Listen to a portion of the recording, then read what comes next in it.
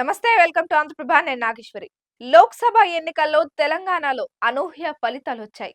కాంగ్రెస్ కనిష్టంగా 9 నుంచి 12 సీట్లలో గెలుస్తుందని పలువురు అంచనా వేసినప్పటికీ 8 సీట్లకు పరిమితమైంది. మరోవైపు బీజేపీ పుంజుకొని తన బలాన్ని 8కి పెంచుకుంది.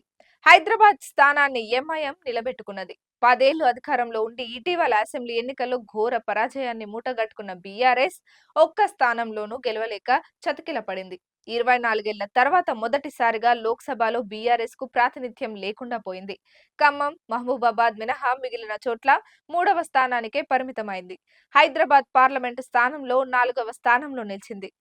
రాష్ట్రంలోని 17 లోక్సభ నియోజకవర్గాలకు జరిగిన ఎన్నికల్లో కాంగ్రెస్ 8, బీజేపీ 8, ఎంఐఎం ఒక్క నియోజకవర్గంలో గెలిచాయి. కాంగ్రెస్ గెలిచిన 8 నియోజకవర్గాల్లో బీజేపీ 5 స్థానాల్లో 2వ స్థానంలో నిలవగా బీఆర్ఎస్ 2 నియోజకవర్గాల్లో సెకండ్ ప్లేస్ లో నిలిచింది. బీజేపీ గెలిచిన 8 స్థానాల్లో కాంగ్రెస్ పార్టీ 2వ స్థానంలో నిలిచింది. కాంగ్రెస్ పార్టీకి 40% ఓట్లు పోలవగా బీజేపీకి 60% ఓట్లు పోలయ్యాయి. కాగా సికింద్రాబాద్ కంటోన్మెంట్ అసెంబ్లీ నియోజకవర్గానికి జరిగిన ఉప ఎన్నికల్లో కాంగ్రెస్ గెలిచింది.